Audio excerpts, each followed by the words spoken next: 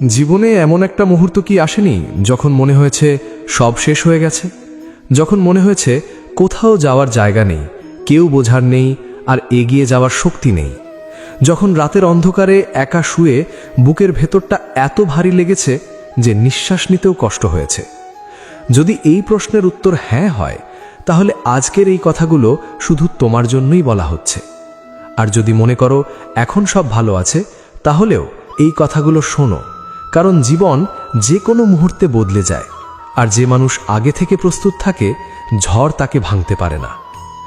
আজ আমরা কথা বলবো এমন একটি গ্রন্থ নিয়ে যা হাজার হাজার বছর ধরে কোটি কোটি মানুষের জীবন বদলে দিয়েছে।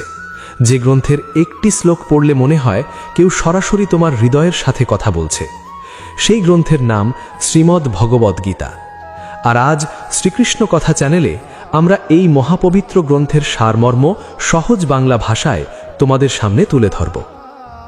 আজকের এই আলোচনা আমরা কয়েকটি ভাগে করব। প্রথম ভাগে আমরা কথা বলবো মানুষের বিশ্বাস আর বিশ্বাসঘাতকতা নিয়ে, কিভাবে মিষ্টি কথার আড়ালে মানুষ ঠকায়, কিভাবে চোখের সামনে যা দেখা যায় তাও সত্য হয় না, আর কিভাবে ফলের লোভ মানুষকে ধ্বংস করে দেয়। দ্বিতীয় ভাগে আমরা বলবো মনের শক্তি আর দুর্বলতা নিয়ে, রাগ, ঈর্ষা, আসক্তি, এই বিষগুলো কিভাবে একজন মানুষের জীবন নষ্ট করে দেয়। তৃতীয় ভাগে থাকবে সম্পর্কের সত্য, কোন সম্পর্ক টেকে, কোনটা ভাঙে, আর কোথায় নিজেকে ধরে রাখা উচিত আর কোথা থেকে সরে যাওয়া দরকার। চতুর্থ ভাগে থাকবে জীবনের সবচেয়ে বড় প্রশ্নগুলোর উত্তর, অহংকার, মৃত্যু, একাকিত্ব আর মুখ্যের পথ। পঞ্চম ভাগে থাকবে সাফল্যের রহস্য, কিভাবে কাজ করলে ফল আসে, কিভাবে মন নিয়ন্ত্রণ করতে হয়। আর শেষ ভাগে থাকবে গীতার সেই চিরন্তন বাণী যা তোমার জীবনকে নতুনভাবে দেখতে শেখাবে। আমি গ্যারান্টি দিয়ে বলছি, যদি তুমি আজকের এই পুরো আলোচনা মনোযোগ দিয়ে শোনো, তাহলে তুমি একজন ভিন্ন মানুষ হয়ে উঠবে।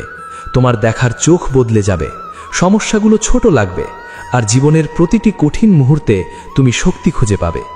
তাই একটু মুহূর্তের জন্য সরে যেও না, শুরু থেকে শেষ পর্যন্ত এই কথাগুলো তোমার সাথেই থাকো। তাহলে শুরু করা যাক।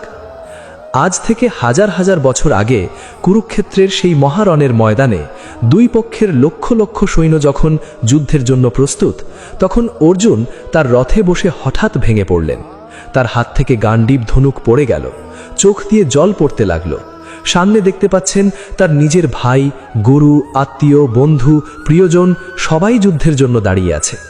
অর্জুন বললেন, হে কৃষ্ণ, আমি পারবো না, এই যুদ্ধ আমি করতে পারবো না।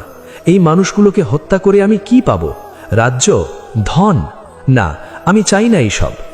তখন শ্রীকৃষ্ণ মুচকি হেসে বললেন, হে অর্জুন, তুমি যোদ্ধা হয়ে এভাবে কথা বলছো? উঠে দাঁড়াও, আমি তোমাকে জীবনের সত্য বলবো।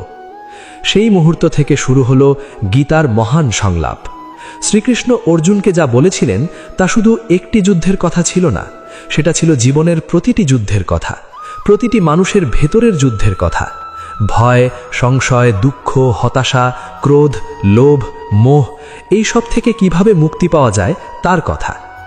এবার আসো প্রথম সেই শিক্ষার কথায়, যা হয়তো তোমার জীবনের অনেক প্রশ্নের উত্তর দেবে।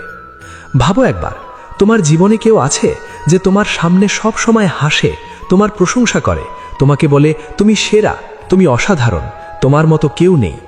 প্রতিদিন এই মানুষটা তোমার কাছে আসে, মিষ্টি মিষ্টি কথা বলে, তোমাকে ভালো অনুভব করায়। তুমি ভাবো এ বোধহয় তোমার সত্যিকারের বন্ধু।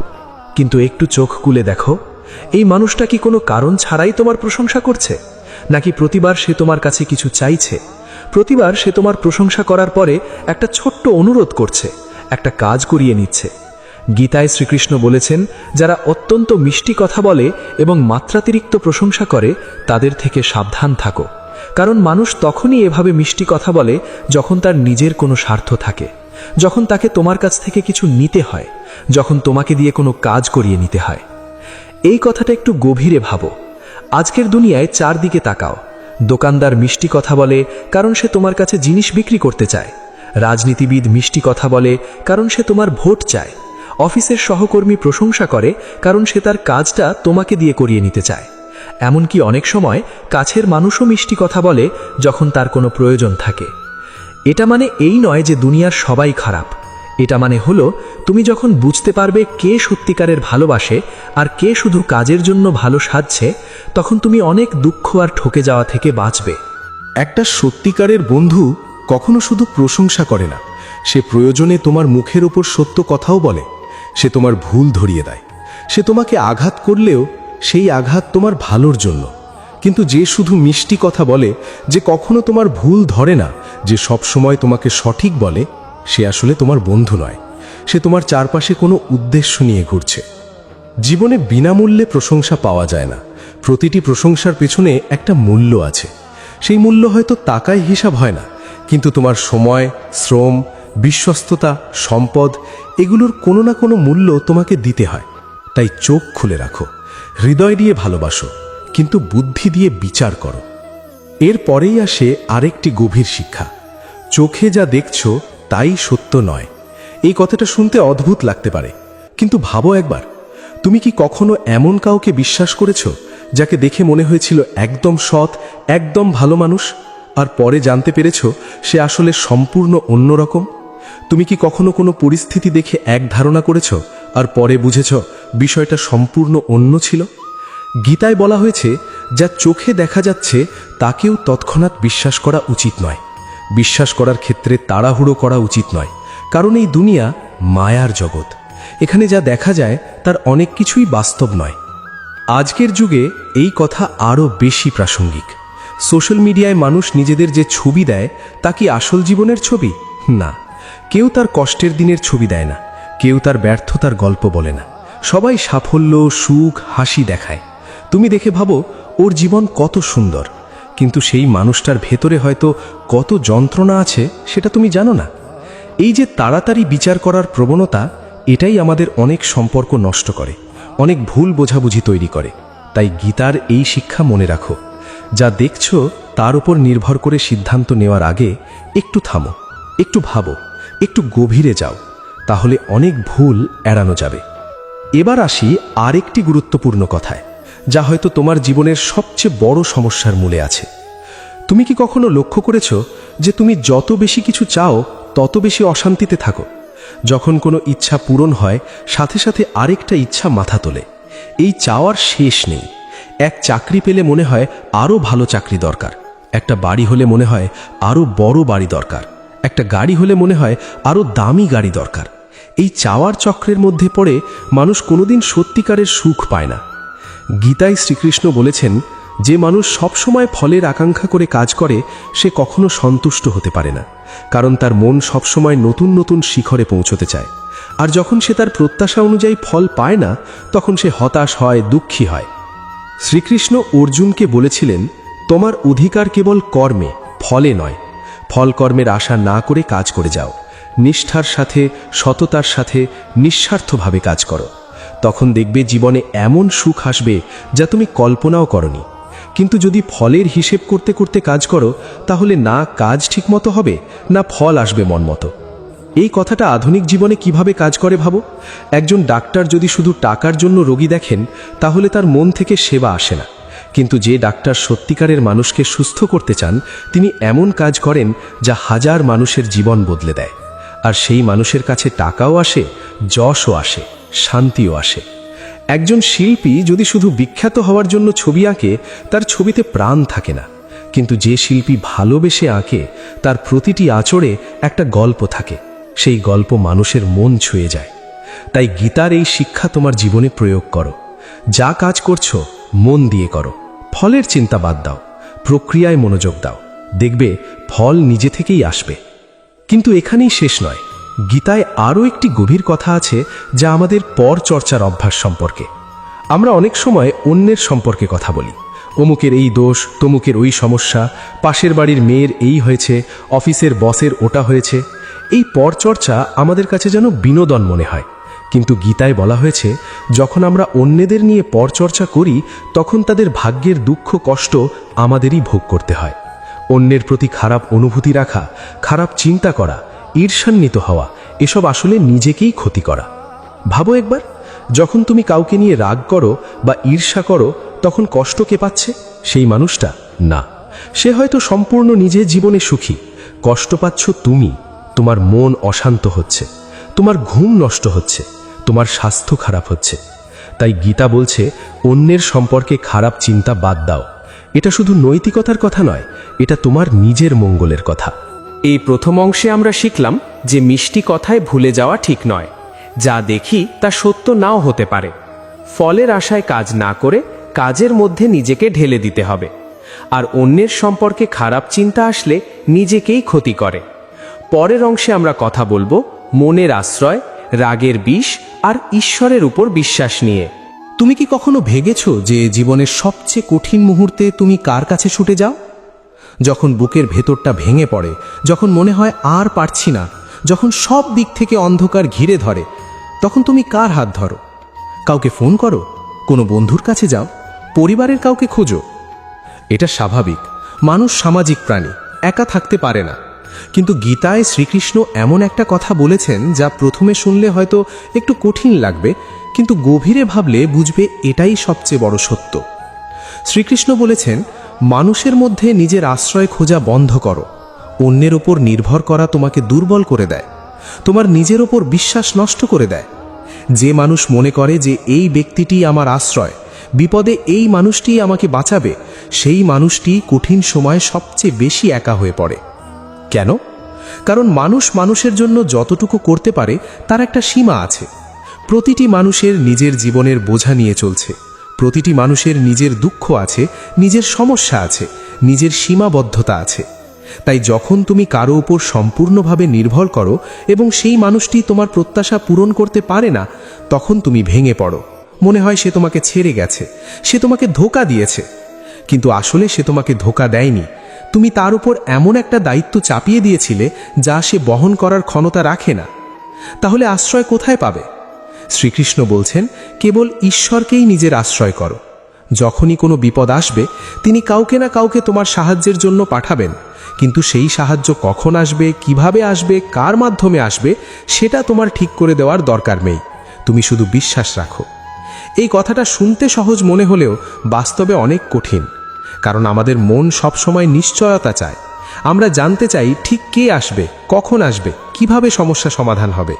কিন্তু এই নিশ্চয়তার খোঁজেই আমরা ভুল মানুষের উপর নির্ভর করি এবং ঠকে যাই। একটু চিন্তা করো, তোমার জীবনের সবচেয়ে কঠিন মুহূর্তগুলোতে কি এমন হয়নি যে একেবারে অপ্রত্যাশিতভাবে কোনো সাহায্য এসেছে? কোনো মানুষ এসে হাত বাড়িয়ে দিয়েছে যাকে তুমি ভাবোনি? কোনো পথ খুলে গেছে যেখানে মনে হয়েছিল সব বন্ধ? এটাই ঈশ্বরের কাজ। তিনি সব সময় আছেন, কিন্তু যখন তুমি কোনো একজন মানুষের দিকে তাকিয়ে থাকো, তখন ঈশ্বরের পাঠানো অন্য পথটা দেখতে পাও না। তাই আজ থেকে নিজেকে বলো, আমার আশ্রয় মানুষ নয়, আমার আশ্রয় ঈশ্বর। এই বিশ্বাস তোমাকে অনেক শক্তিশালী করবে, অনেক হতাশা থেকে বাঁচাবে। এবার কথা বলি রাগ নিয়ে। এই একটা জিনিস যা মানুষের জীবনে সবচেয়ে বেশি ক্ষতি করে, অথচ আমরা অনেক সময় বুঝতেই পারি না যে রাগ আমাদের কতটা ধ্বংস করছে। গীতায় শ্রীকৃষ্ণ বলেছেন, রাগ মানুষকে ধ্বংস করে। রাগী মানুষের কোনো বন্ধু থাকে না, প্রতিটি মানুষ তার থেকে দূরে পালায়, তার সমস্ত সম্পর্ক একে একে শেষ হয়ে যায়। যে মানুষ নিজের রাগকে নিয়ন্ত্রণ করতে পারে না, সে জীবনে কিছুই সামলাতে পারে না। কিন্তু শুধু এইটুকুই নয়, গীতায় আরও গভীরভাবে বলা হয়েছে যে রাগ একটি শৃঙ্খল প্রতিক্রিয়া শুরু করে। রাগ বিভ্রান্তি তৈরি করে, বিভ্রান্তি বুদ্ধিকে অস্থির করে তোলে। যখন বুদ্ধি অস্থির হয়, তখন সঠিক সিদ্ধান্ত নেওয়া অসম্ভব হয়ে পড়ে।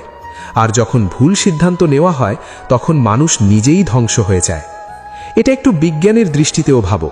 যখন তুমি রাগান্বিত হও, তখন তোমার মস্তিষ্কের যুক্তিবুদ্ধির অংশ কাজ করা বন্ধ করে দেয়, শুধু আবেগের অংশ কাজ করে। তাই রাগের মুহূর্তে তুমি যে কথাগুলো বলো বা যে কাজগুলো করো, তার অনেকটাই পরে পস্তাতে হয়। কতজনের চাকরি গেছে রাগের মুহূর্তে বসকে কিছু বলে ফেলার কারণে? কতজনের বিয়ে ভেঙেছে রাগের মাথায় এমন কথা বলার কারণে যা বলার ছিল না? কতজনের বন্ধুত্ব শেষ হয়েছে একটা রাগের মুহূর্তের কারণে? এই ক্ষতি কি পূরণ করা যায়? অনেক সময় যায় না। তাহলে রাগ হলে কি করবে? গীতা বলছে, সবার আগে নিজেকে থামাও। রাগের মুহূর্তে কোনো সিদ্ধান্ত নিও না, কোনো বড় কথা বলো না। যদি পারো সেই জায়গা থেকে একটু সরে যাও, গভীরভাবে শ্বাস নাও আর মনে করো যে এই মানুষটি বা এই পরিস্থিতি আমার রাগের যোগ্য নয়। আমার শান্তি আমার নিজের কাছে। আরেকটি গভীর কথা শ্রীকৃষ্ণ বলেছেন, যখন তুমি রাগের মাত্রায় প্রতিক্রিয়া দেখাও তখন এর অর্থ হল ধর্মের নিয়মের ওপর তোমার বিশ্বাস নেই, অর্থাৎ তুমি বিশ্বাস করো না যে ঈশ্বর সব দেখছেন এবং সঠিক সময়ে সঠিক বিচার হবে। যদি এই বিশ্বাস থাকে তাহলে রাগ করার দরকার নেই, কারণ যে তোমার সাথে খারাপ করেছে কর্ম এবং সময়ে নিজেই তার হিসেব চুকিয়ে দেবে। এই কথাটা মনে রেখো, যে তোমার সাথে অন্যায় করেছে তার বিচার তোমার হাতে নয়, ঈশ্বরের হাতে। তুমি শুধু তোমার কাজ করো, ভালো থাকো, এগিয়ে যাও। এবার আসি ঈশ্বরের ওপর বিশ্বাসের কথায়। এটা একটা এমন বিষয় যা নিয়ে অনেকের মনে প্রশ্ন থাকে। ঈশ্বর কি সত্যিই আছেন? তিনি কি শোনেন? তিনি কি সাহায্য করেন? গীতায় শ্রীকৃষ্ণ বলেছেন, যদি তোমার ঈশ্বরের ওপর সত্যিকারের বিশ্বাস থাকে এবং তুমি মন থেকে তাকে স্মরণ করো, তাহলে তিনি অবশ্যই কোনো না কোনোভাবে তোমার কাছে আসবেন, কোনো না কোনো রূপে তোমাকে সাহায্য করবেন। কিন্তু ঈশ্বর তোমার কথা শুনবেন কিনা তা নির্ভর করে তোমার ভক্তি, বিশ্বাস আর আস্থার ওপর। এখানে একটা গুরুত্বপূর্ণ কথা আছে, ঈশ্বর একটি ট্রানজ্যাকশন নন। তুমি প্রার্থনা করলে আর তিনি সাথে সাথে তোমার ইচ্ছা পূরণ করবেন, এটা নয়। ঈশ্বরের সাথে সম্পর্ক হলো প্রেমের সম্পর্ক, বিশ্বাসের সম্পর্ক। আর সেই বিশ্বাস থাকলে তিনি কখনো তোমাকে একা ছেড়ে যান না। একটা ছোট্ট গল্প মনে করো তো, একটি শিশু যখন হাঁটতে শেখে তখন পড়ে যায়। বাবা মা দেখেন কিন্তু সাথে সাথে তুলে দেন না, কারণ তারা জানেন শিশুকে নিজে উঠতে শিখতে হবে। কিন্তু যদি সত্যিকারের বিপদ হয়, যদি শিশুটি সত্যিই কষ্ট পায়, তখন তারা সাথে সাথে ছুটে আসেন। ঈশ্বরও ঠিক এভাবেই আছেন। তুমি যখন নিজে সামলাতে পারো তিনি তোমাকে নিজে সামলাতে দেন, কিন্তু যখন সত্যিই দরকার তিনি থাকেন। এই বিশ্বাসটা ধরে রাখো, এটা তোমাকে অনেক শক্তি দেবে। এবার একটু কথা বলি অহংকার আর উপকার নিয়ে। আমরা অনেক সময় কাউকে সাহায্য করার পরে মনে একটা ভালো লাগা অনুভব করি, এটা স্বাভাবিক। কিন্তু অনেক সময় এই ভালো লাগা পরিণত হয় অহংকারে। আমি এত মানুষকে সাহায্য করেছি, আমি এত ভালো কাজ করেছি, আমার কারণে সে বেঁচেছে, এই ভাবনা মনে আসতে শুরু করে। গীতায় বলা হয়েছে, কারো উপকার করে কখনো অহংকার করবে না, কারণ যিনি আসলে সবকিছু করান তিনি স্বয়ং ঈশ্বর। তুমি কেবল একটি মাধ্যম, একটি হাতিয়ার মাত্র। তুমি তো শুধু সেই কাজটা করলে যা তোমার দিয়ে করানো হয়েছিল। এটা বুঝলে অহংকার আপনিই কমে যায়, কারণ তখন মনে হয় এটা তো আমার কৃতিত্ব নয়, ঈশ্বরই আমাকে দিয়ে এই কাজ করালেন। আর অহংকারের সাথে সাথে আরেকটি বিষয় মনে আসে, সন্দেহ। মনে কখনো সন্দেহ জন্ম নিতে দেবে না। গীতা বলছে এই সন্দেহ মনে ভুল বোঝার পাহাড় তৈরি করে, যার ফলে জীবনের সুখ কেড়ে নেওয়া হয়। সন্দেহ কিভাবে জীবন নষ্ট করে ভাবো একবার। তোমার সঙ্গী একটু দেরি করে বাড়ি ফিরল, তুমি সন্দেহ করলে। সন্দেহ থেকে প্রশ্ন, প্রশ্ন থেকে ঝগড়া, ঝগড়া থেকে দূরত্ব, দূরত্ব থেকে সম্পর্কের টানাপড়েন। একটি সন্দেহই একটি সুন্দর সম্পর্ককে বিষাক্ত করে দিতে পারে। কাজের ক্ষেত্রেও তাই। তুমি যদি সন্দেহ করো যে তোমার প্রচেষ্টা ব্যর্থ হবে, তাহলে পুরোপুরি মন দিয়ে কাজ করতে পারবে না, ফলে সত্যি ব্যর্থতা আসে। সন্দেহ নিজেই তার পরিণাম তৈরি করে। তাই গীতার এই কথাটা মনে গেঁথে নাও, সন্দেহকে মনে জায়গা দিও না, বিশ্বাস রাখো নিজের ওপর, ঈশ্বরের ওপর আর জীবনের ওপর। এই দ্বিতীয় অংশে আমরা শিখলাম যে মানুষের ওপর নির্ভর না করে ঈশ্বরকে আশ্রয় করতে হবে। রাগ আমাদের সবচেয়ে বড় শত্রু, একে নিয়ন্ত্রণ করতে হবে। উপকার করে অহংকার নয়, কারণ আমরা কেবল মাধ্যম। আর সন্দেহ জীবন নষ্ট করে, তাই বিশ্বাস ধরে রাখতে হবে। পরের অংশে আমরা কথা বলবো মন নিয়ন্ত্রণ, জ্ঞানের আলো আর ইন্দ্রিয়ের দাসত্ব নিয়ে। সেখানে এমন কিছু কথা থাকবে যা হয়তো তোমার জীবনকে সম্পূর্ণ নতুনভাবে দেখতে শেখাবে। তুমি কি কখনো লক্ষ্য করেছো যে তোমার মন কখনো এক জায়গায় স্থির থাকে না? এক মুহূর্তে ভাবছো অফিসের কাজের কথা, পরের মুহূর্তে মাথায় আসছে বাড়ির সমস্যা, তারপর হঠাৎ মনে পড়ে গেল পুরনো কোনো দুঃখের কথা। আবার কখনো ভবিষ্যতের চিন্তা এসে মাথা ভারী করে দিচ্ছে। এই যে মনের এই অস্থিরতা, এই এদিক ওদিক ছোটাছুটি, এটাই আমাদের জীবনের সবচেয়ে বড় শত্রু। গীতায় শ্রীকৃষ্ণ বলেছেন, মানুষের সবচেয়ে বড় এবং প্রথম শত্রু বা বন্ধু হলো তার নিজের মন। যদি মনকে বশে রাখতে পারো, তাহলে মনই তোমার সবচেয়ে বড় বন্ধু হবে। আর যদি মন তোমাকে বশ করে ফেলে, তাহলে সেই মনই তোমার সবচেয়ে বড় শত্রু হয়ে ওঠে। এই কথাটার গভীরতা একটু বুঝতে চেষ্টা করো। তুমি কি কখনো এমন কিছু করেছো যা করার ইচ্ছে ছিল না, কিন্তু মন টেনে নিয়ে গেছে? রাত 3টায় মোবাইল স্ক্রোল করছো, জানো ঘুমানো দরকার, কিন্তু মন ছাড়ছে না। জাঙ্ক ফুড খাচ্ছ, জানো স্বাস্থ্যের ক্ষতি হচ্ছে, কিন্তু মন থামছে না। কাউকে কড়া কথা বলছো, বুঝতে পারছো এটা ঠিক নয়, কিন্তু মুখ থামানো যাচ্ছে না। এই সব কিছুই হলো মনের বশ হয়ে যাওয়ার ফল। গীতায় বলা হয়েছে, সর্বদা নিজের মনকে নিয়ন্ত্রণে রাখো, অন্যথায় এই মন তোমার সবথেকে বড় শত্রু হয়ে উঠতে পারে এবং তোমাকে খারাপ কাজ করতে বাধ্য করতে পারে। এই নিয়ন্ত্রণ আসে অভ্যাস থেকে, প্রতিদিনের ছোট ছোট পদক্ষেপ থেকে। আজ একটু থামলে আগামীকাল আরেকটু থামতে পারবে। আস্তে আস্তে মন তোমার কথা শুনতে শুরু করবে। কিন্তু মন নিয়ন্ত্রণের পথে সবচেয়ে বড় বাধা হলো ইন্দ্রিয়ের টান। আমাদের 5টি ইন্দ্রিয়, চোখ, কান, নাক, জিভ, ত্বক, এগুলো সবসময় বাইরের জগতে সুখ খুঁজে বেড়ায়। সুন্দর জিনিস দেখতে চায়, মিষ্টি শুনতে চায়, ভালো খেতে চায়, আরাম চায়।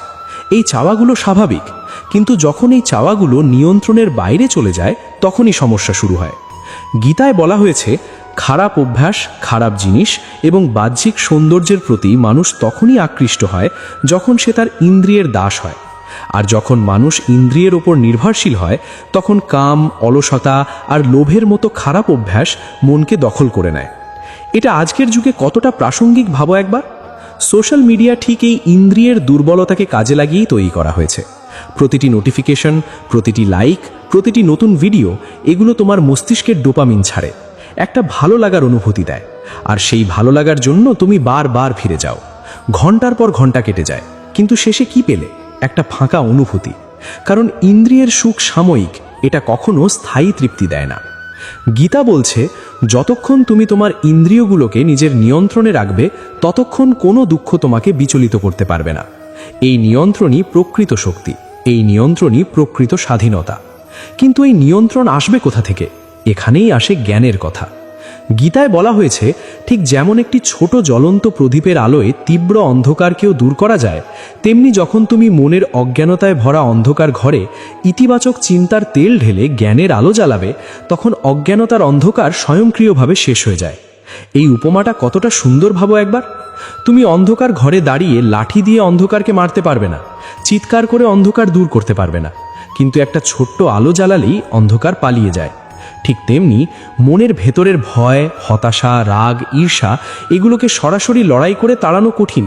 কিন্তু যদি জ্ঞানের আলো জ্বালাও, মনে ভালো চিন্তা আনো, ইতিবাচকতা দিয়ে মনকে ভরো, তাহলে এই নেতিবাচকতা আপনিই সরে যায়।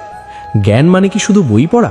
না, গীতা বলছে, জ্ঞান সর্বদা বুদ্ধির চেয়ে উন্নত হওয়া উচিত।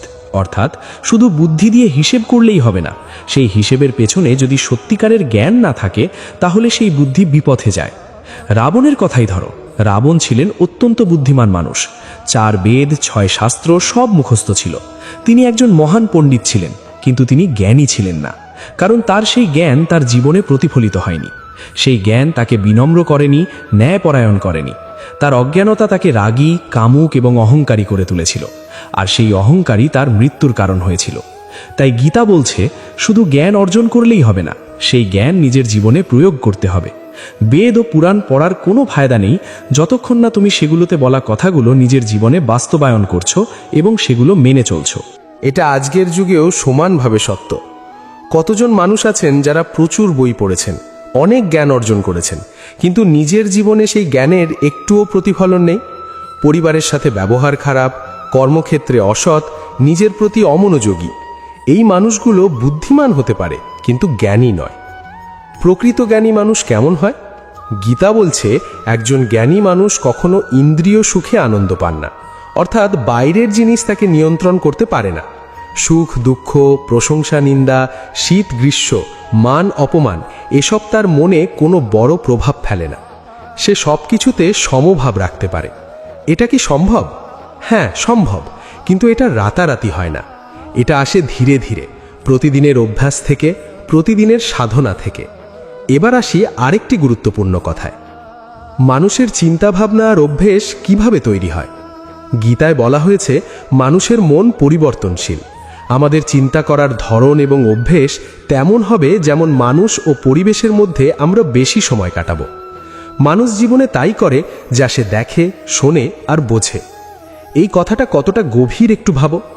তুমি যদি সারা দিন নেতিবাচক মানুষের সাথে থাকো, যারা সবসময় অভিযোগ করে, যারা সবসময় হতাশার কথা বলে, তাহলে তোমার মনও ধীরে ধীরে সেই রঙে রঙিন হয়ে যাবে, তুমিও নেতিবাচক হয়ে যাবে।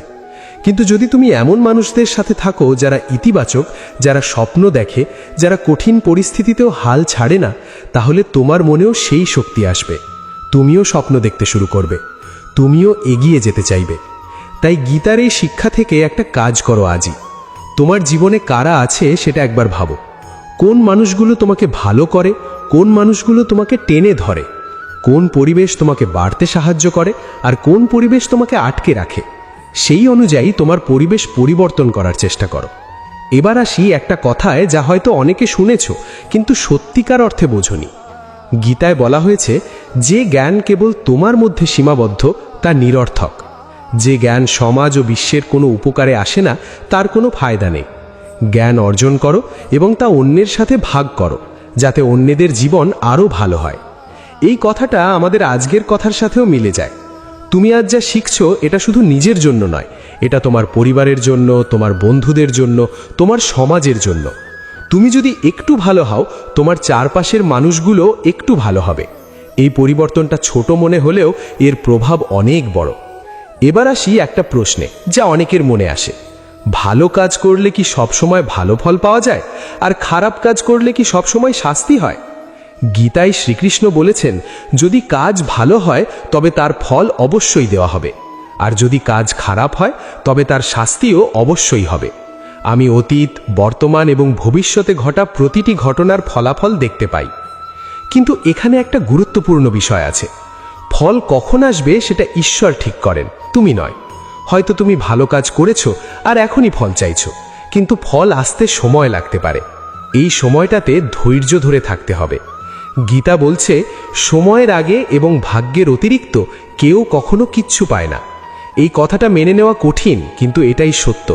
তোমার প্রাপ্য সময় মতো তোমার কাছে আসবে, কিন্তু তার আগে তোমাকে নিরন্তর কাজ করে যেতে হবে। আরেকটি গভীর কথা গীতায় আছে, যা মন নিয়ন্ত্রণের সাথে সরাসরি সম্পর্কিত। গীতায় বলা হয়েছে, খারাপ কর্ম থেকে মুক্তি পাওয়ার সবচেয়ে ভালো উপায় হলো মনে ভালো চিন্তা আসতে দেওয়া এবং ইতিবাচক চিন্তা করা। এটা মানসিক বিজ্ঞানের সাথেও মিলে যায়। তুমি যখন নেতিবাচক চিন্তা করছো, সেই চিন্তাকে জোর করে থামানোর চেষ্টা করলে সে আরও জোরালো হয়। কিন্তু যদি সেই জায়গায় একটা ইতিবাচক চিন্তা নিয়ে আসো, তাহলে নেতিবাচক চিন্তা দুর্বল হয়ে যায়। তাই মন থেকে খারাপ চিন্তা তাড়াতে গেলে শুধু খারাপ চিন্তার উপর মনোযোগ না দিয়ে ভালো চিন্তার দিকে মনোযোগ দাও। ভালো কিছু পড়ো, ভালো কিছু শোনো, ভালো মানুষের সাথে থাকো। দেখবে ধীরে ধীরে মন বদলে যাচ্ছে। এই তৃতীয় অংশে আমরা শিখলাম যে মন হলো আমাদের সবচেয়ে বড় বন্ধু বা শত্রু। একে নিয়ন্ত্রণ করতে হবে, ইন্দ্রিয়ের দাসত্ব থেকে বেরিয়ে আসতে হবে। জ্ঞান শুধু অর্জন নয়, জীবনে প্রয়োগ করতে হবে এবং ভাগ করতে হবে। ভালো পরিবেশ ও মানুষ বেছে নিতে হবে, আর ইতিবাচক চিন্তাই মনের অন্ধকার দূর করার একমাত্র আলো। পরের অংশে আমরা কথা বলবো সম্পর্কের সত্য, আসক্তির বিষ আর একাকিত্বের গভীর রহস্য নিয়ে। এমন কিছু কথা থাকবে যা হয়তো তোমার অনেক পুরনো ক্ষতকে সারিয়ে দেবে। তুমি কি কখনো এমন কাউকে ভালোবেসেছো যে তোমার জীবনে সব কিছু হয়ে উঠেছিল? যাকে ছাড়া একটা মুহূর্তও ভাবতে পারতে না, যার কথা মনে হলে বুকের ভেতরটা উষ্ণ হয়ে যেত, আর তারপর একদিন সেই মানুষটা চলে গেল, অথবা সে রয়ে গেল কিন্তু সম্পর্কটা বদলে গেল। সেই মুহূর্তে মনে হয়েছিল পৃথিবীটা যেন থেমে গেছে। বুকের ভেতরে এত ব্যথা যে মনে হয়েছে এই ব্যথা থেকে আর বের হওয়া সম্ভব না। এই অনুভূতি যদি তুমি কখনো পেয়ে থাকো, তাহলে গীতার এই অংশটা তোমার জন্য। কারণ শ্রীকৃষ্ণ 1000 বছর আগেই এই ব্যথার কারণ বলে গেছেন, আর সেই কারণ জানলে হয়তো তুমি নিজেকে আর এভাবে ভাঙতে দেবে না। গীতায় শ্রীকৃষ্ণ বলেছেন, কোনো বস্তু, স্থান, প্রাণী বা মানুষের প্রতি অতিরিক্ত আসক্তি একদিন চরম অসুখের কারণ হয়ে দাঁড়ায়। এই কথাটার গভীরে যাও। অতিরিক্ত আসক্তি মানেই ভবিষ্যতের কষ্টের বীজ বপন করা।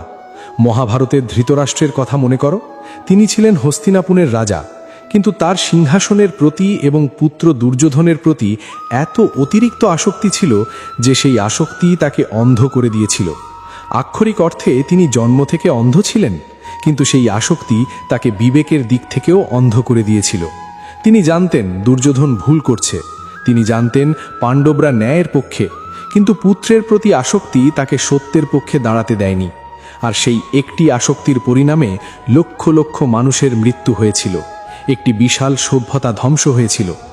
এটা কি শুধু ধৃতরাষ্ট্রের গল্প? না, এই গল্প প্রতিটি মানুষের।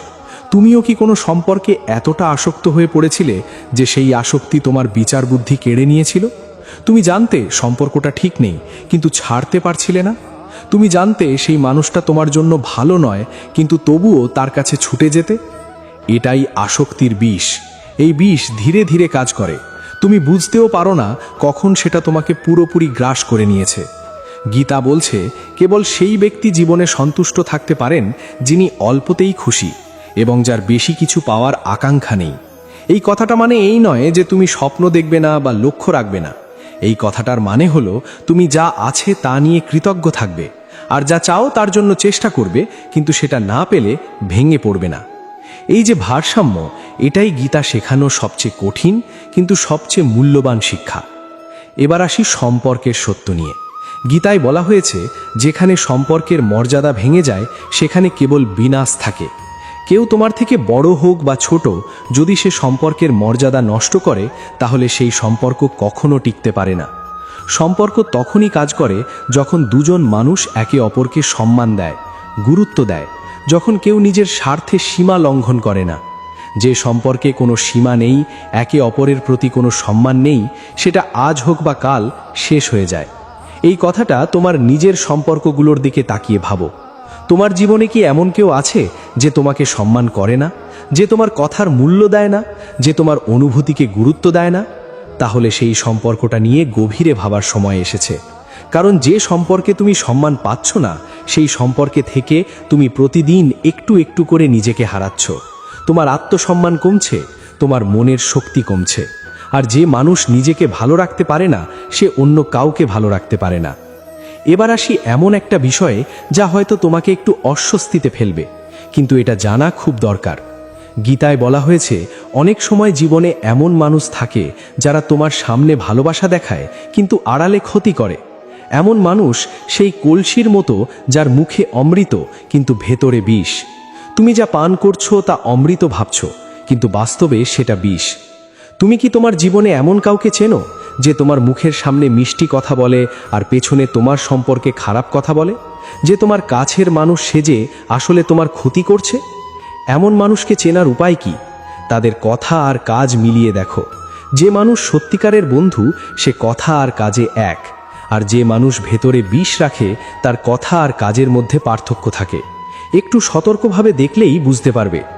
গীতা বলছে, এমন ব্যক্তিকে ছেড়ে দেওয়া উচিত যে তোমার ঘনিষ্ঠ হওয়ার ভান করে এবং সর্বদা পেছন থেকে তোমার ক্ষতি করে। এটা নিষ্ঠুরতা নয়, এটা নিজেকে রক্ষা করা, এটা নিজের প্রতি সম্মান দেখানো। এবার আসি একটি অত্যন্ত গুরুত্বপূর্ণ শিক্ষায়। আমরা অনেক সময় নিজের সুখ দুঃখ সবার সামনে খুলে বলি, ফেসবুকে স্ট্যাটাস দিই, সবাইকে জানাই আমাদের কষ্টের কথা। কিন্তু গীতায় বলা হয়েছে, তোমার সুখ এবং তোমার দুঃখ সবার সামনে প্রকাশ করা উচিত নয়। কারণ মানুষ তোমার সুখের দিকে নজর রাখে এবং তোমার দুঃখ দেখে হাসতে শুরু করে। এই কথাটা হয়তো কঠিন শোনাচ্ছে, কিন্তু বাস্তবতা এটাই। তোমার সুখে কেউ সত্যিকারের খুশি হয় না, বরং অনেকেই ঈর্ষান্বিত হয়। আর তোমার দুঃখ দেখে অনেকে ভেতরে ভেতরে আনন্দ পায়। এটা মানব স্বভাবের একটা তিক্ত সত্য। তাই গীতা বলছে, প্রতিটি চোখের জল চোখে আনবে না, প্রতিটি ক্ষত সবাইকে দেখাবে না। এখানে মানুষ হাতে নুন নিয়ে ঘুরে বেড়ায়। তাই তোমার প্রতিটি বেদনা সবাইকে দেখাবে না, কেবল তাকেই বলো যার বোঝার ক্ষমতা আছে, যার হৃদয়ে সত্যিকারের ভালোবাসা আছে। এই শিক্ষাটা মেনে চলা শুরু করলে দেখবে জীবনে অনেক মানুষের কাছ থেকে হতাশ হওয়া কমে যাবে। কারণ তুমি সবার কাছে নিজেকে খুলবে না, আর যার কাছে নিজেকে খুলবে সে সত্যিকারের বিশ্বস্ত। এবার আসি একাকিত্বের কথা। এই বিষয়টা নিয়ে অনেকের মনে অনেক ভয় আছে। একা থাকার ভয়, কেউ না থাকার ভয়। কিন্তু গীতায় এমন একটা সত্য বলা হয়েছে যা হয়তো তোমার এই ভয়টাকেই বদলে দেবে। গীতায় শ্রীকৃষ্ণ বলেছেন, যখনই তুমি জীবনে একা বোধ করবে তখন সত্যটা সঠিকভাবে বুঝে নাও। তুমি এই পৃথিবীতে একা এসেছিলে এবং একাই যাবে। বাস্তবে এখানে তোমার কেউ নেই। একদিন বাবা মা যারা তোমাকে জন্ম দিয়েছেন তারাও তোমাকে একা ছেড়ে চলে যান। তাহলে অন্যের কাছে কি আশা করবে? কিন্তু এই কথাটার পরেই শ্রীকৃষ্ণ আরও গভীর একটা কথা বলেছেন, যদি কেউ তোমাকে ছেড়ে যায় তাহলে মনে রেখো, ঈশ্বর সর্বদা তোমার সাথে আছেন, তিনি কখনো তোমাকে ছেড়ে যান না। শ্রীকৃষ্ণ অর্জুনকে বলেছিলেন, মানুষ আমাকে বিশ্বাস করুক বা না করুক, কিন্তু আমি মানুষকে কখনো ছাড়ি না, কারণ এই সবাই আমার সন্তান। প্রতিটি মানুষ ঈশ্বরের অংশ। এই কথাটা যদি সত্যিকারভাবে অনুভব করতে পারো তাহলে একাকিত্বের ভয় আর থাকবে না, কারণ তুমি বুঝবে তুমি কখনো সত্যিকারের একা নও। ঈশ্বর তোমার সাথে আছেন, তোমার প্রতিটি শ্বাসে, তোমার প্রতিটি মুহূর্তে। কিন্তু গীতা এখানে আরেকটি গুরুত্বপূর্ণ কথা বলছে। একা থাকার চেয়ে ভুল মানুষের সাথে থাকাকে ভয় পাও। একটা কথা আছে, অর্থহীনের চেয়ে কিছুই না থাকা ভালো। অর্থহীন মানুষের সাথে থাকার চেয়ে একা থাকা ভালো। এই কথাটা কতজনের জীবনে সত্যি ভাবো একবার। কতজন মানুষ একাকিত্বের ভয়ে ভুল সম্পর্কে থেকে যাচ্ছে? কতজন মানুষ একা থাকার ভয়ে এমন মানুষের সাথে আছে যে প্রতিদিন তার মনকে একটু একটু করে ভাঙছে? এই মানুষগুলো একা নেই ঠিকই, কিন্তু তারা কি সুখী? গীতার এই শিক্ষা তোমাকে বলছে, একাকিত্বকে ভয় পেও না। একা থাকা মানে দুর্বল নয়, একা থাকা মানে নিজেকে চেনা, একা থাকা মানে নিজের সাথে সময় কাটানো। আর যে নিজেকে চেনে সে একদিন সত্যিকারের সঠিক মানুষটাকে খুঁজে পায়। এবার আসি আরেকটি শিক্ষায়, যা সম্পর্কের ক্ষেত্রে অত্যন্ত গুরুত্বপূর্ণ। গীতায় বলা হয়েছে, কখনো নিজেকে কারো কাছে অভাবী করবে না, কারণ যেদিন তুমি কারো কাছে অভাবী হয়ে পড়বে সেই দিন থেকে সে তোমার সুবিধা নিতে শুরু করবে, তুমি তার দাসে পরিণত হবে। এই কথাটা একটু গভীরে ভাবো। তুমি যার কাছে অভাবী হয়ে পড়ো সে তোমার উপর কর্তৃত্ব করতে শুরু করে। সে জানে তুমি তাকে ছেড়ে যেতে পারবে না, তাই সে তোমাকে যেভাবে চায় সেভাবে ব্যবহার করে। তোমার কষ্টের কথায় সে গুরুত্ব দেয় না, তোমার মতামতকে সে পাত্তা দেয় না। কিন্তু যখন তুমি নিজেকে শক্ত রাখো, নিজের উপর নির্ভর করো, তখন অন্যরা তোমাকে সম্মান করে, কারণ তারা বোঝে তুমি তাদের ছাড়াও ভালো থাকতে পারবে। এই শক্তি আসে কোথা থেকে? নিজেকে জানা থেকে, নিজের ওপর বিশ্বাস রাখা থেকে, আর প্রতিদিন নিজেকে একটু একটু করে ভালো করার চেষ্টা থেকে। একটা কথা মনে রেখো, তোমার বাবা মা ছাড়া এই পৃথিবীতে এমন কেউ জন্মায়নি যার তোমার কাছ থেকে কোনো প্রয়োজন নেই, অথচ সে তোমার সুবিধা নেবে। তাই সম্পর্কে নিজেকে কখনো এতটা দুর্বল করবে না যে তুমি যে কোনো আচরণ সহ্য করতে বাধ্য হও। এই চতুর্থ অংশে আমরা শিখলাম যে অতিরিক্ত আসক্তি জীবন নষ্ট করে। সম্পর্কে সম্মান না থাকলে সেই সম্পর্ক টেকে না। বিষাক্ত মানুষ থেকে দূরে থাকতে হবে। নিজের দুঃখ সবাইকে দেখানো ঠিক নয়। একাকিত্বকে ভয় না পেয়ে ভুল সঙ্গকে ভয় পাও, আর কখনো নিজেকে কারো কাছে অভাবী করে তুলবে না। পরের অংশে আমরা কথা বলবো অহংকারের পতন, মৃত্যুর সত্য আর জীবনের সাফল্যের 5টি গোপন চাবিকাঠি নিয়ে। তুমি কি কখনো এমন কাউকে দেখেছো যে একসময় অনেক উপরে ছিল, যার টাকা ছিল, ক্ষমতা ছিল, মানুষ ছিল চারপাশে, যে মনে করতো সে অজেয়, তাকে কেউ হারাতে পারবে না, আর তারপর একদিন সব শেষ হয়ে গেল? টাকা গেল, ক্ষমতা গেল, মানুষও সরে গেল, শুধু একা দাঁড়িয়ে রইল সেই মানুষটা। হাতে কিছু নেই, মনে শুধু অনুশোচনা। এই গল্প কোনো কাল্পনিক গল্প নয়, এই গল্প তোমার আশেপাশে প্রতিদিন ঘটছে। আর এই গল্পের মূলে একটাই কারণ, অহংকার। গীতায় শ্রীকৃষ্ণ দুর্যোধনের উদাহরণ দিয়ে বলেছেন এই অহংকারের পরিণামের কথা। দুর্যোধনের সব কিছু ছিল। ভীষ্ম পিতামহের মতো অজেয় যোদ্ধা তার পক্ষে ছিলেন, দ্রোণাচার্যের মতো মহান গুরু তার সাথে ছিলেন, কর্ণের মতো দানবীর বন্ধু ছিল, বিশাল সেনাবাহিনী ছিল, অঢেল ধন সম্পদ ছিল। কিন্তু তার অহংকার এত বেশি ছিল যে সে মনে করত এই সব শক্তি দিয়ে সে যা চাইবে তাই পাবে।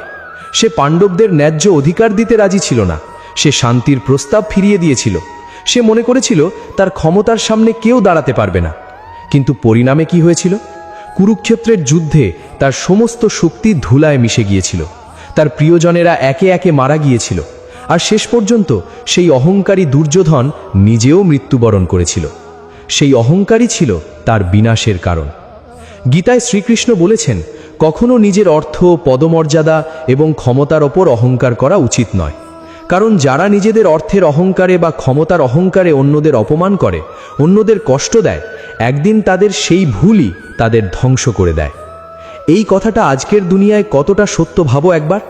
কতজন ধনী মানুষ একসময় গরিবদের তুচ্ছ করেছে, তাদের অপমান করেছে, আর সময়ের পরিবর্তনে সেই ধনী মানুষের সব সম্পদ চলে গেছে। কতজন ক্ষমতাধর মানুষ একসময় অন্যদের ওপর জুলুম করেছে, আর একদিন সেই ক্ষমতা তাদের হাত থেকে চলে গেছে। ইতিহাস ঘাটলে এরকম হাজারো উদাহরণ পাবে।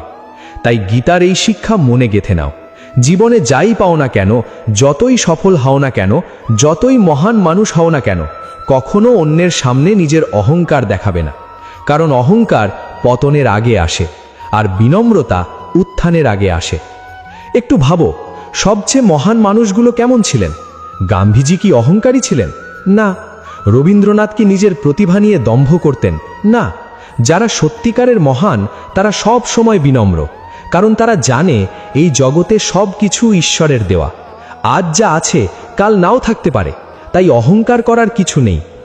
এবার আসি এমন একটা বিষয় নিয়ে যা নিয়ে মানুষ সবচেয়ে বেশি ভয় পায়, মৃত্যু। মৃত্যুর কথা উঠলে অনেকেই অস্বস্তি বোধ করেন, বিষয়টা এড়িয়ে যেতে চান। কিন্তু গীতায় শ্রীকৃষ্ণ এই বিষয়টাকে এত সুন্দরভাবে বুঝিয়ে দিয়েছেন যে এটা জানার পরে মৃত্যু ভয় অনেকটাই কমে যায়। শ্রীকৃষ্ণ অর্জুনকে বলেছিলেন, হে অর্জুন, মৃত্যু জীবনের এক ধ্রুব সত্য, যা কিছু সময়ের জন্য পিছিয়ে দেওয়া যেতে পারে, কিন্তু একে মিথ্যা প্রমাণ করা যায় না। এই শরীর একটি ভাড়া করা বাড়ির মতো, যেখানে আমরা কিছু সময়ের জন্য অতিথি। শরীর নশ্বর, কিন্তু আত্মা অমর। এই কথাটার গভীরতা একটু বুঝতে চেষ্টা করো। তুমি এই শরীর নও, তুমি এই শরীরের ভেতরে থাকা আত্মা, আর সেই আত্মাকে কেউ মারতে পারে না। শ্রীকৃষ্ণ বলেছেন, আত্মা কখনো জন্মায় না, কেউ তাকে মারতে পারে না। তাহলে মৃত্যুকে ভয় পাওয়ার কি আছে? যা যাচ্ছে সেটা শুধু শরীর। একটা পুরনো পোশাক যেমন ছেড়ে দিয়ে নতুন পোশাক পরা হয়, তেমনি আত্মা একটি শরীর ছেড়ে আরেকটি শরীরে প্রবেশ করে। গীতায় আরও বলা হয়েছে, যার জন্ম হয়েছে তার মৃত্যু নিশ্চিত, এবং যার মৃত্যু হয়েছে তার জন্ম নিশ্চিত। তাই এমন কিছু নিয়ে শোক করা উচিত নয় যা অপরিবর্তনীয়। এই কথাটা শুধু মৃত্যুর ক্ষেত্রেই প্রযোজ্য নয়, জীবনের যে কোনো ক্ষতির ক্ষেত্রেও প্রযোজ্য। যা হয়ে গেছে তা আর ফেরানো যাবে না। সেটা নিয়ে শোক করে করে বর্তমান নষ্ট করা কোনো বুদ্ধিমানের কাজ নয়, বরং সেই ক্ষতি থেকে শিক্ষা নিয়ে সামনে এগিয়ে যাওয়াই জ্ঞানীর কাজ। গীতায় বলা হয়েছে, যারা পণ্ডিত তারা জীবিত বা মৃত কারো জন্যেই শোক করেন না, কারণ তারা জানেন জীবন মৃত্যু একটি চক্র। এই চক্রের মধ্যে শোক করে সময় নষ্ট করার কোনো মানে নেই। তাই গীতার এই শিক্ষা মনে রাখো, যা হয়ে গেছে তা নিয়ে বেশি ভেবো না, যা হচ্ছে তাতে মনোযোগ দাও, আর যা হবে তার জন্য সৎভাবে প্রস্তুত থাকো। বাকিটা ঈশ্বরের হাতে ছেড়ে দাও। গীতায় একটি অসাধারণ কথা আছে যা হয়তো তুমি অনেকবার শুনেছ, কিন্তু আজ নতুনভাবে অনুভব করো। যা হয়েছে ভালো হয়েছে, যা হচ্ছে ভালো হচ্ছে, যা হবে তাও ভালোই হবে। এই কথাটা অন্ধভাবে বিশ্বাস করার কথা বলা হচ্ছে না। এই কথাটা বলা হচ্ছে কারণ ঈশ্বর সব কিছু দেখেন এবং তার পরিকল্পনা সব সময় তোমার মঙ্গলের জন্যই। তোমার জীবনে যে কঠিন সময়গুলো এসেছে, সেগুলো কি শেষ পর্যন্ত তোমাকে কিছু শেখায়নি? সেই কষ্টগুলো কি তোমাকে শক্তিশালী করেনি? সেই ব্যর্থতাগুলো কি তোমাকে নতুন পথ দেখায়নি? এখন আসি সাফল্যের সেই 5টি চাবিকাঠির কথায়, যা গীতায় বলা হয়েছে। এই 5টি জিনিস যদি তুমি তোমার জীবনে সত্যিকারে প্রয়োগ করতে পারো, তাহলে বড় সাফল্য তোমার কাছে ধরা দেবেই। গীতায় বলা হয়েছে, বড় সাফল্য এমন এক তালায় বন্ধ থাকে যা 5টি চাবি দিয়ে খোলে। এই 5টি চাবি হল ইতিবাচক চিন্তা, একাগ্রতা, প্রকৃত উৎসর্গ, দৃঢ় সংকল্প এবং নিরন্তর প্রচেষ্টা। প্রথম চাবি হলো ইতিবাচক চিন্তা। তুমি যা ভাবো তাই হও। তোমার চিন্তাই তোমার বাস্তবতা তৈরি করে। যদি সব সময় মনে করো আমি পারবো না, তাহলে সত্যিই পারবে না। কিন্তু যদি মনে করো আমি পারবো, তাহলে একটা অদৃশ্য শক্তি তোমাকে সাহায্য করতে শুরু করে। তোমার মন সেই পথ খুঁজতে শুরু করে যা দিয়ে সাফল্য আসতে পারে। তাই প্রতিদিন সকালে উঠে নিজেকে বলো, আজকের দিনটা আমার জন্য ভালো হবে, আমি আজ ভালো কিছু করব, আমি পারবো। এই ছোট্ট অভ্যাসটা তোমার পুরো দিনটাকে বদলে দেবে। দ্বিতীয় চাবি হলো একাগ্রতা। আজকের দুনিয়ায় একাগ্রতা সবচেয়ে দুর্লভ জিনিস হয়ে গেছে। প্রতি মুহূর্তে হাজারো বিষয় আমাদের মনোযোগ কাড়তে চাইছে। ফোন বাজছে, নোটিফিকেশন আসছে, একটা চিন্তা থেকে আরেকটা চিন্তায় লাভ দিচ্ছে মন। এই অবস্থায় একাগ্রতা ধরে রাখা কঠিন, কিন্তু অসম্ভব নয়। গীতায় বলা হয়েছে, লক্ষ্য অর্জনের জন্য কাজে সম্পূর্ণ উৎসর্গ থাকতে হবে। এর জন্য মন থেকে টাকায় চিন্তা সরিয়ে নিজের কাজে মনোযোগ দাও। যখন তুমি কাজে পুরোপুরি মনোযোগ দাও, তখন সেই কাজ এত ভালো হয় যে ফল নিজেই আসে। তৃতীয় চাবি হলো প্রকৃত উৎসর্গ। উৎসর্গ মানে শুধু কঠোর পরিশ্রম নয়। উৎসর্গ মানে হলো তোমার লক্ষ্যের জন্য কিছু জিনিস ছেড়ে দেওয়া।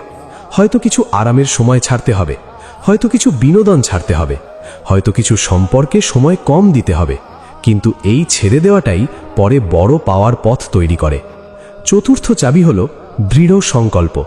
যে কোনো বড় কাজে বাধা আসবেই, কেউ নিরুৎসাহিত করবে, পরিস্থিতি কঠিন হবে, মনে হবে এগিয়ে যাওয়া সম্ভব নয়। কিন্তু ঠিক এই মুহূর্তেই দৃঢ় সংকল্পের পরীক্ষা হয়। যে মানুষ এই মুহূর্তে থেমে যায়, সে কখনো সাফল্য পায় না। আর যে মানুষ এই মুহূর্তে বলে না আমি থামব না, সে একদিন না একদিন পৌঁছায়। গীতায় বলা হয়েছে, যে মানুষ ব্যর্থতার ভয়ে আর চেষ্টা করে না, সে জীবনে কখনো বড় সাফল্য অর্জন করতে পারে না। ব্যর্থতা মানে শেষ নয়, ব্যর্থতা মানে একটা নতুন শুরুর সুযোগ। পঞ্চম চাবি হল নিরন্তর প্রচেষ্টা। এটাই সবচেয়ে গুরুত্বপূর্ণ। একদিন কাজ করলে হবে না, 2 দিন করলে হবে না, প্রতিদিন, প্রতিটি মুহূর্ত নিরন্তর চেষ্টা করে যেতে হবে। গীতায় বলা হয়েছে, ফলাফল হিসাব না করে নিরন্তর কাজ করো, ফল আসবেই, শুধু প্রচেষ্টা থামাবে না। এই 5টি চাবির কথা মনে রেখো: ইতিবাচক চিন্তা, একাগ্রতা, প্রকৃত উৎসর্গ, দৃঢ় সংকল্প আর নিরন্তর প্রচেষ্টা। এই 5টি জিনিস যদি তুমি তোমার জীবনে আনতে পারো, তাহলে কোনো স্বপ্নই অসাধ্য নয়। এবার আসি নতুন শুরুর কথায়। গীতায় বলা হয়েছে, অনেক সময় জীবনে নতুন কিছু শুরু করতে হলে পুরনোকে পুরোপুরি ধ্বংস করতে হয়। যখন একটি প্রাসাদ পুরোপুরি জরাজীর্ণ হয়ে যায়, তখন তা পুরোপুরি ভেঙে নতুন করে গড়া হয়। ঠিক তেমনি, যদি তুমি জীবনের সত্যিকারের পরিবর্তন আনতে চাও, তাহলে পুরনো অভ্যাস, পুরনো মানসিকতা, পুরনো ভয়, এগুলো পুরোপুরি ছেড়ে দিতে হবে। এটা কঠিন, কারণ পুরনো জিনিস চেনা, পরিচিত, নিরাপদ মনে হয়। নতুনকে ভয় লাগে, কিন্তু যতক্ষণ তুমি পুরনোকে ধরে রাখবে, ততক্ষণ নতুন আসার জায়গা পাবে না। তাই আজ থেকে সিদ্ধান্ত নাও, কোন পুরনো অভ্যাসটা তোমাকে পেছনে টেনে রাখছে, কোন পুরনো ভয়টা তোমাকে এগিয়ে যেতে দিচ্ছে না, সেটাকে আজই বিদায় জানাও। কারণ নতুন জীবন শুরু হয় পুরনোকে ছেড়ে দেওয়ার সাহস থেকে। গীতায় আরও বলা হয়েছে, বড় লক্ষ্য স্থির করতে এবং স্বপ্ন পূরণ করতে প্রথমে তোমাকে একজন কল্পনাবিদ হতে হবে। স্বপ্ন দেখার সাহস থাকতে হবে, কারণ যে স্বপ্ন দেখতে পারে না, সে কখনো সেই স্বপ্ন পূরণ করতে পারে না। তাই আজ রাতে ঘুমানোর আগে নিজেকে জিজ্ঞেস করো, আমার সবচেয়ে বড় স্বপ্ন কি? আমি যদি সত্যিই চাই, তাহলে আমি কি হতে পারি? আমি কি করতে পারি? কোনো সীমা না রেখে স্বপ্ন দেখো, কারণ সীমাহীন স্বপ্নই সীমাহীন সাফল্যের ভিত্তি। এই 5ম অংশে আমরা শিখলাম যে অহংকার সব সময় পতনের কারণ হয়। মৃত্যু জীবনের স্বাভাবিক অংশ, তাই তাকে ভয় না পেয়ে বর্তমানকে সুন্দরভাবে বাঁচো। সাফল্যের 5টি চাবি হল ইতিবাচক চিন্তা, একাগ্রতা, উৎসর্গ, দৃঢ় সংকল্প আর নিরন্তর প্রচেষ্টা। আর নতুন জীবন শুরু করতে হলে পুরনোকে সাহস করে ছেড়ে দিতে হবে। পরের অংশেই থাকবে এই পুরো আলোচনার সবচেয়ে গভীর আর সবচেয়ে শক্তিশালী কথাগুলো, গীতার চিরন্তন সেই বাণী যা তোমার জীবনকে চিরতরে বদলে দিতে পারে। তাই শেষ পর্যন্ত থেকো। তুমি এতক্ষণ অনেক কথা শুনলে, অনেক শিক্ষা পেলে, কিন্তু এই শেষ অংশে আমরা কথা বলবো এমন কিছু নিয়ে যা হয়তো তোমার জীবনের সবচেয়ে গভীর প্রশ্নগুলোর উত্তর দেবে। এমন কিছু কথা যা শুনলে মনে হবে এই কথাগুলো আমার জন্যই বলা হয়েছে, এই কথাগুলো আমার জীবনেরই গল্প। তাই একটু মন স্থির করো, একটু গভীরে যাও, আর এই শেষ অংশটা মনোযোগ দিয়ে শোনো। শ্রীকৃষ্ণ গীতায় এমন একটা কথা বলেছেন যা হয়তো তুমি আগে কখনো এভাবে ভাবনি। তিনি বলেছেন, আমি সমস্ত প্রাণীকে সমানভাবে দেখি, আমার কাছে কেউ বেশি বা কম প্রিয় নয়।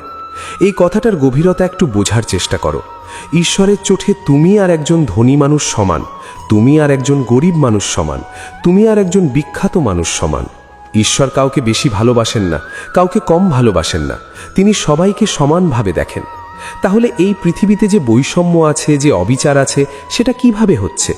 সেটা হচ্ছে মানুষের কর্মের কারণে। মানুষ নিজেই নিজের পরিস্থিতি তৈরি করে। ঈশ্বর কাউকে ছোট করেননি, কাউকে বঞ্চিত করেননি। মানুষ নিজের কর্মের মাধ্যমে নিজের ভাগ্য তৈরি করে। এই কথাটা তোমার জীবনে কিভাবে প্রয়োগ করবে? সহজ, অন্যকে ছোট করা বন্ধ করো, কাউকে তুচ্ছ করা বন্ধ করো, কারণ ঈশ্বরের চোখে সবাই সমান। তুমি যখন কাউকে অপমান করো, তখন আসলে তুমি ঈশ্বরের সৃষ্টিকেই অপমান করছো। আর নিজেকেও কখনো ছোট করো না, মনে করো না আমি কিছুই না, আমি কিছুই করতে পারবো না, কারণ ঈশ্বর তোমাকেও ততটাই ভালোবাসেন যতটা পৃথিবীর সবচেয়ে বড় মানুষটাকে ভালোবাসেন। তুমিও তার সন্তান, তুমিও মহান কিছু করতে পারো। এবার আসি এমন একটা কথায় যা আজকের সমাজের জন্য অত্যন্ত প্রাসঙ্গিক।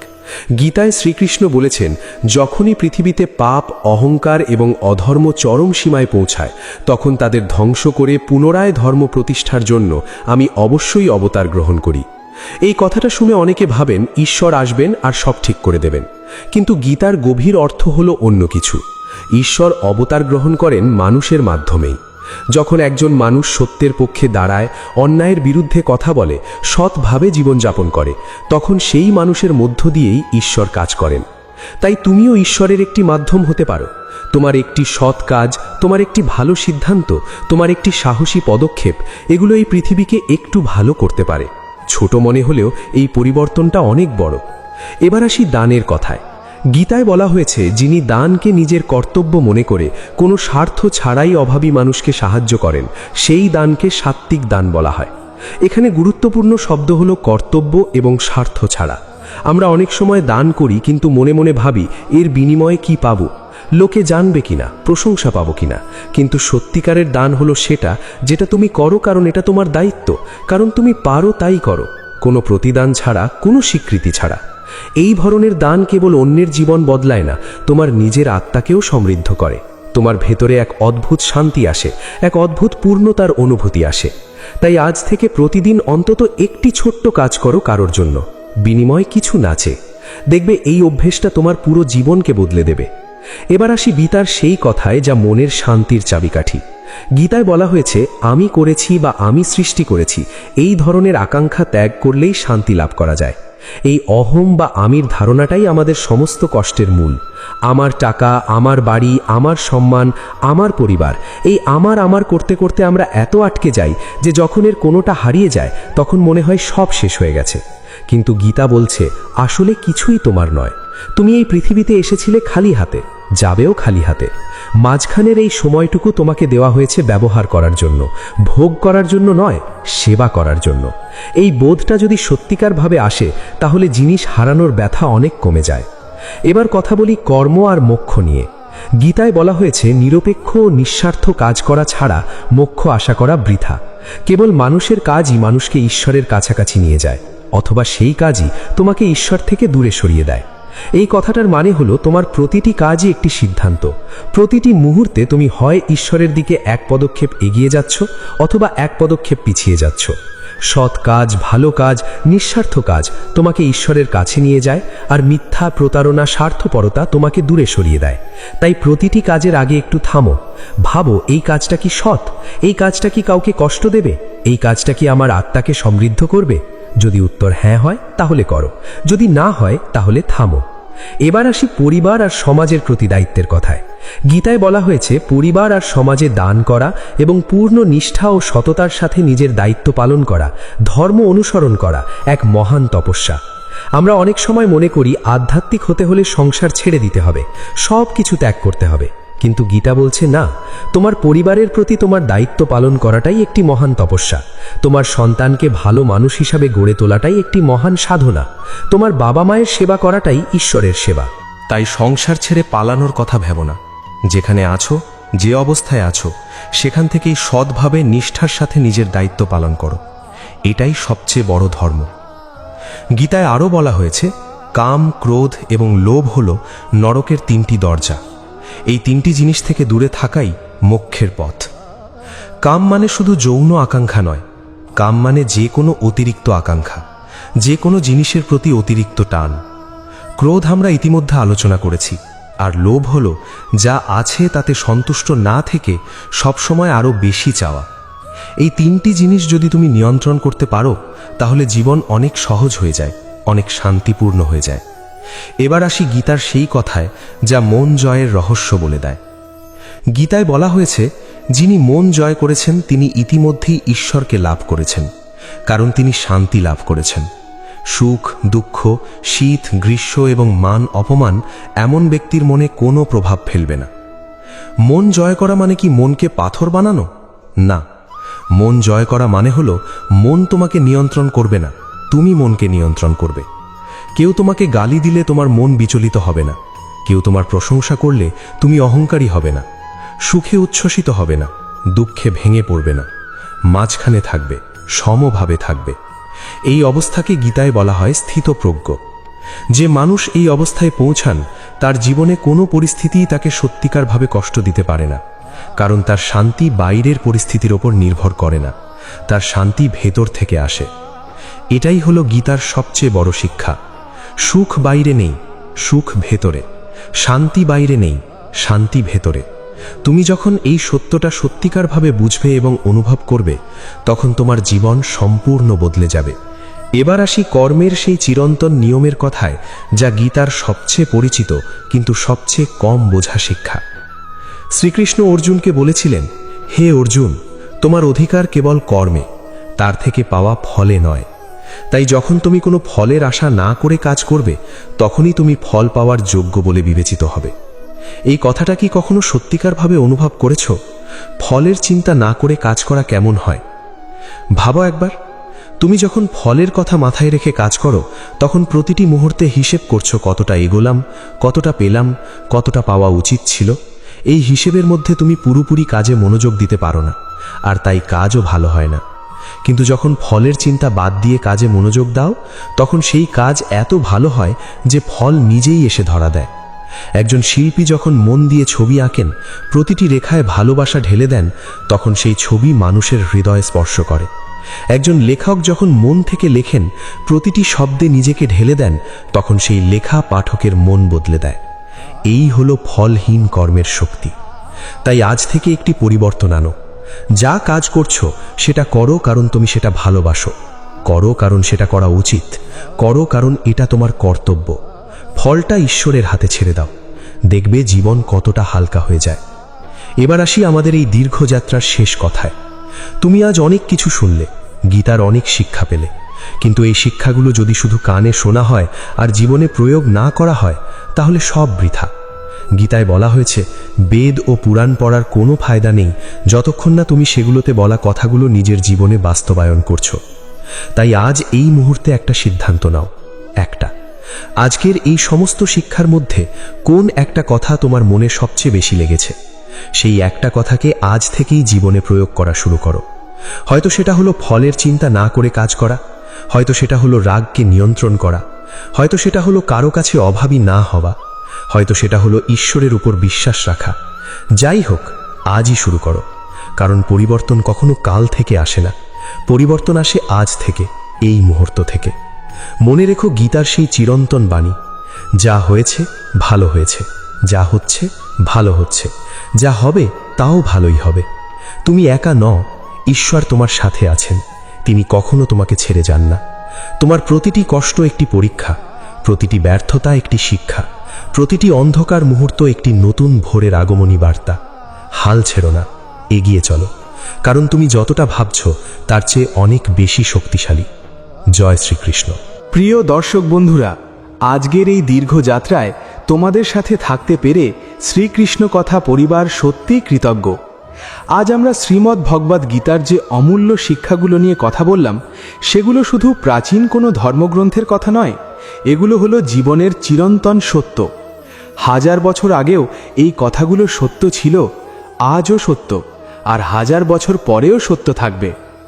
আজ আমরা শিখলাম যে মিষ্টি কথায় ভুলে যাওয়া ঠিক নয়, চোখে যা দেখা যায় তাই সত্য নয়, ফলের চিন্তা না করে কর্ম করে যেতে হবে।